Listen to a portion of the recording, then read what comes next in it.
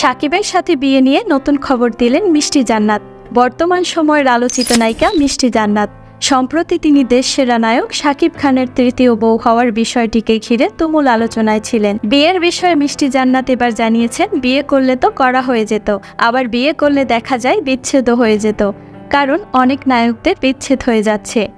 এজন্যই ভাবছি আগামী বছরে বিয়ে করব। তিনি জানান, দেশ বিদেশ থেকে বিয়ের প্রস্তাব আসে, বিয়ে দেওয়ার জন্য তার মা বারবার করে বলছে।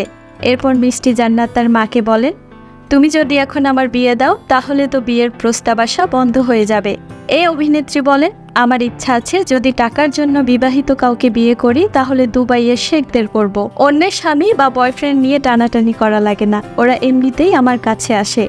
তিনি বলেন, আমি কষ্ট করতে ভালোবাসি, আমার যখন কাজ থাকে না তখন কাজ খুঁজে বের করি। একাধিক ব্যবসা বাণিজ্যে যুক্ত হয়ে অনেক টাকা আয় করতে চায়।